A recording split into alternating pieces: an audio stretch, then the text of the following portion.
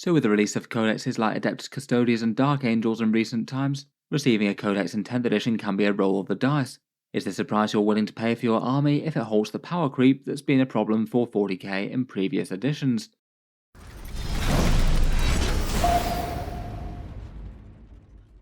Hello and welcome back to Auspex Tactics, where today I thought it could be interesting to share a few thoughts on power creep and codex releases throughout the editions of 40k. Certainly something that seems to have been in player consciousness for a little while now. Not every single codex in 10th edition has been underwhelming, but a fair few of them have, and perhaps Games Workshop trying to finally get a grip on the rampant power creep from previous editions might be at least partly to blame.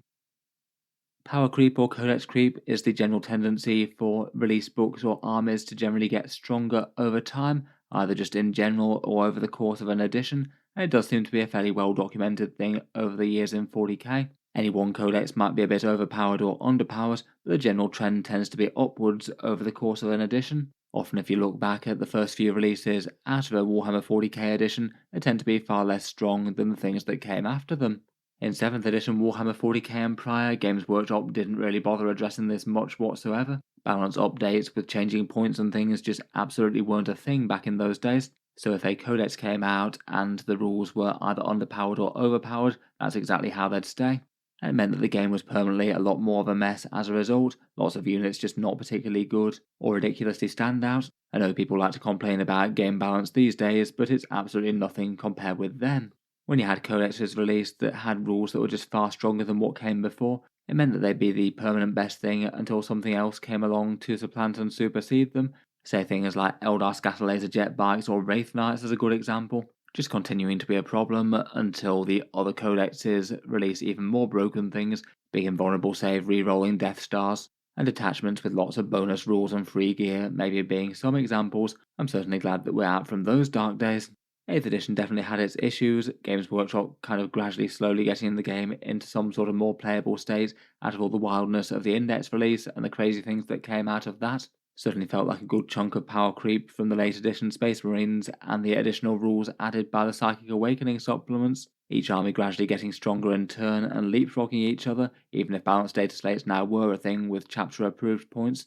And then perhaps any starts of progress that they'd made in 8th edition seemed to be undone by early 9th edition, in theory an edition of the game that seemed to be more focused on competitive play versus 8th, but was absolutely defined by rampant power creep, or at least solidly for the first 2 of the 3 years of its life cycle. The majority of books here were either the single best in the game or top tier at launch, which was kind of crazy and far more than had been before. In a video towards the end of 9th edition I actually made a run through of each of the codexes. I'll try and leave that one linked down in the video description if you want to check it out. But in a slightly rough and ready estimation, I would have rated 13 codexes that when they launched, they were in contention for the single strongest army in the game. Kind of a ludicrous number that. Another 3 that were maybe in like the top 3 or 4 armies or so, and were just behind some of the other ones in the red tier. And then roughly 11 or so armies that were generally in the upper mid of armies for the most part. For the most part, these tended to be fairly balanced as opposed to outright weak. For the unbalanced things, though, in the early edition we had Space Marines, then followed by Death Guard, Dark Angels, Admech and Drukhari jumping in turn, Orcs with massive Speed Freak, Alpha Strikes, Grey Knight, Dread Knight spam, and Custodians and Tau followed that, and later in the edition they had codexes that put all the rest to shame. Release level Harlequins, Tyranids, and Leagues of Votan were all just monumental levels of power creep to the extent where you kind of wondered what the people were thinking. Obscenely boosted stat lines supported by some of the most powerful rules you can possibly imagine, and all of those needing monumental levels of nerfs to bring them back in line, both in points and in balanced data slate rules. It was a bit depressing that for most of 9th edition's history, you could point to just the latest codex that just came out and say, yes, that one's pretty much the strongest, and then Games Workshop maybe surprised people a little bit by actually getting their act together in the late edition, nerfing Leagues of Votan at launch right out the gate, and then from then on the game was in at least a far more playable state, at least not having 1 or 2 super armies just utterly donkey on the rest of people. At least following the rocky period of 10th launch, it doesn't seem to have been quite so bad since then. We have had Eldari and Necrons generally tending to be a cut above the rest, but really not to the extent that these other codexes were. We're thankfully not in the situation where you can see, say, the top 5 armies at a tournament all being the exact same faction, which wasn't even that unusual in 9th edition. Just on an objective level, I would say that power creep has got far better since early 9th. For how these codexes tended to do power creep, there are a few different things. It was mainly stat inflation and powerful rules. It seemed to be a thing in ninth edition that they wanted to basically try and upgrade every unit in the game when their codex came out, some of them having points increases to go alongside, some of them not. But it was definitely a bit of a common trend where you look at a faction's small arm and wonder how it's going to get better. Things like, say, Tyrannid Flesh Borers going to Strength 5 and AP 1, or the truly ludicrous stat line increases that Tyrannid monsters got, all gaining toughness, wounds, and saves, far outstripping any points increases they got. Some of the armies had more power just based on their core stat lines, though it was usually hand in hand with really powerful core rules and stratagems. The trend of 9th edition books tended to be to add extra layers of rules complexity on the codexes that came before to maybe try and upsell them and make them more exciting.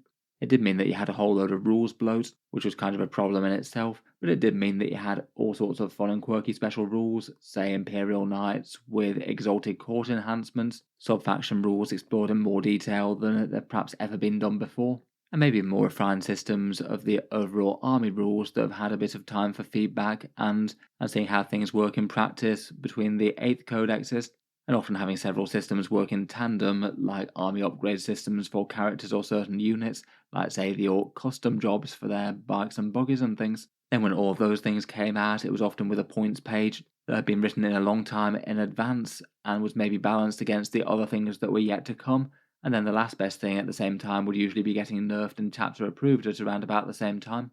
There were definitely a few times in 40k where it felt like a superpower book has come out just at the same time as the prior things that were stomping the entire tournament scene were suddenly taken down a peg in style due to them being so dominant. I feel like between this and early editions, there does seem to be a bit of a curse on codexes towards the start of an edition as well. I feel like when Games Workshop launches an edition of the game, they write the first few codexes all at once. They're generally more or less set and sent out to the printers, and then perhaps the later half of codexes is written after they've seen how things work in practice and what rules are going to be more impactful or not, and to make sure that things are good against their peers. So you maybe tend to get far less underwhelming stuff, at least for the most part. Maybe say Necrons in 9th edition being a good example, somewhat balanced at release, but then utterly codex crept by anything else until they got some big balance help. In 10th edition, though, it does seem that Games Workshop really do have this in their crosshairs for something to get under control and make sure that it doesn't happen this time round. The codexes that we've had so far, I don't really think imply too much power creep as a deliberate thing. The Space Marine Codex I thought launched fairly balanced, 4 detachments really quite usable out of them.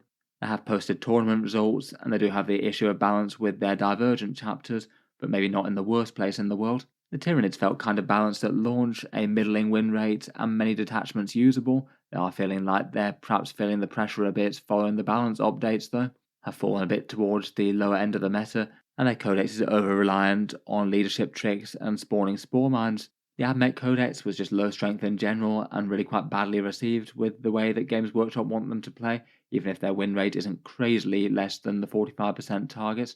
And Dark Angels was similarly badly received. Everything in the Codex pretty much individually bad or mediocre besides Azrael and maybe the Dark Shroud with some Ironstorm folks along, and points changes that wound up cementing that. So far for the codexes that we've actually got points for, it only seems to be Necrons that have broken the power curve and actually wound up being one of the strongest factions in the game. I largely blame Catan for that. I feel like if they've costed them appropriately, then that would have been far less the case.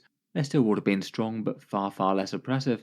Besides that, for the ones that were still waiting for points costs at the time of recording, the Tau Empire maybe had a bit of mixed reception. I genuinely think that the detachments are good, though a lot of people weren't happy about those crisis suit changes and the removed units. Nothing initially seems like it's too broken or too much, though. Doesn't look like it's going to be codex creep there. Adeptus Custodes basically seem to have got nerfs all round, it seems, unless they decrease points cost, which I'm sure people wouldn't be happy about. Seems like they could be one of the weakest factions in the game once more.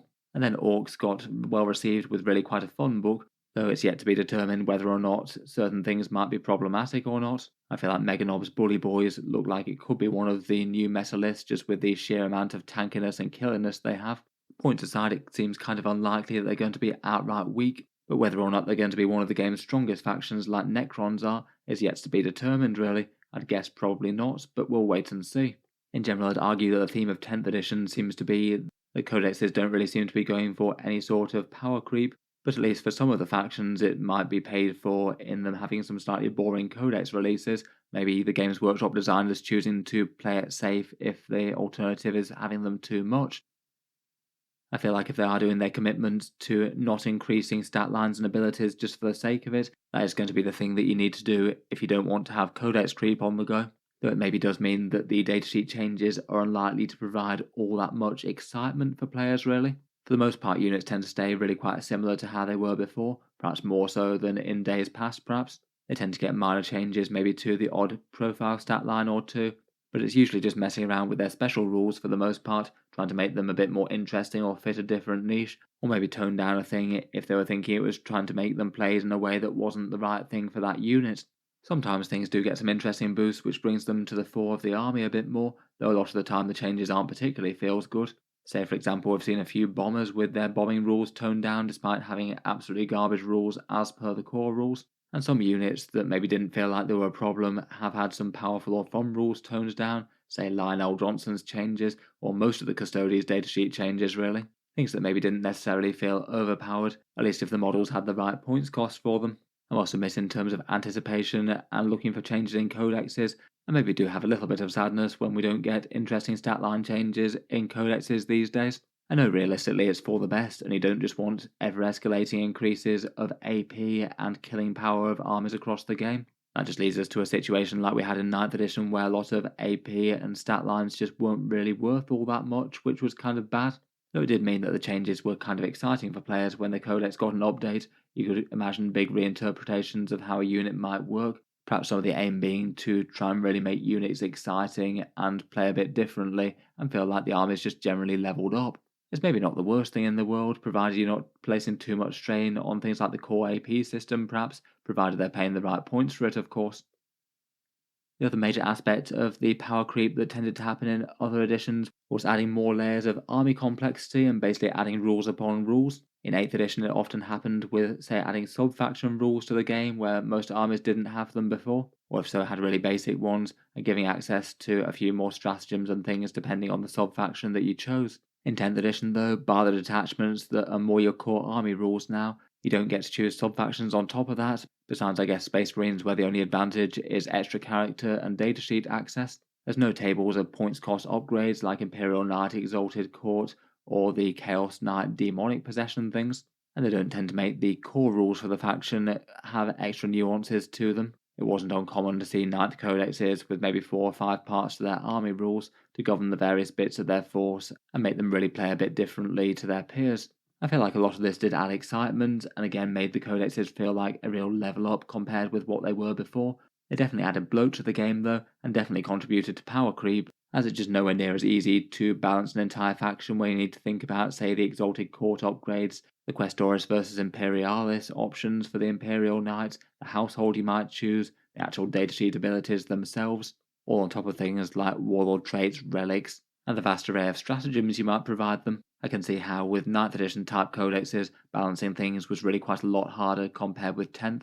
In 10th, they really seem to have gone for a bare minimalist approach, only really having like 4 main rule sections really, the actual datasheets, the core rule, stratagems and enhancements, where in 9th edition you could easily have about like 9 or 10 different sections within the same army.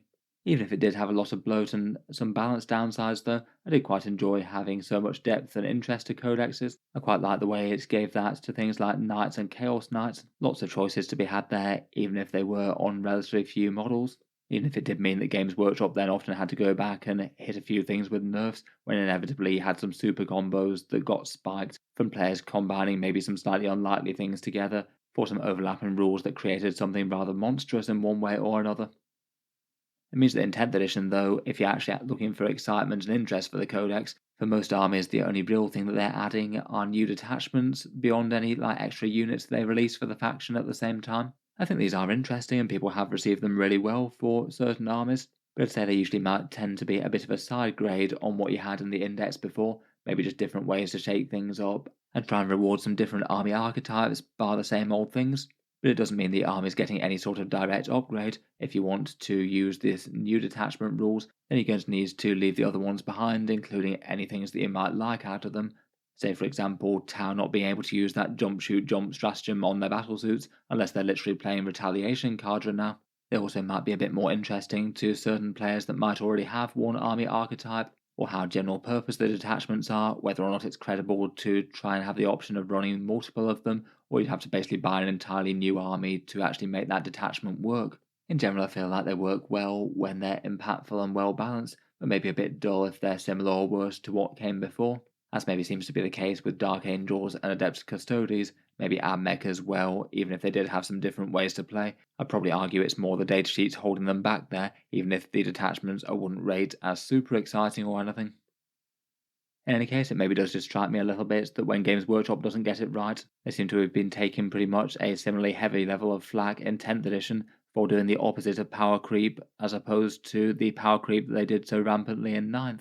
I'm not saying that some 10th edition codexes haven't been pretty good.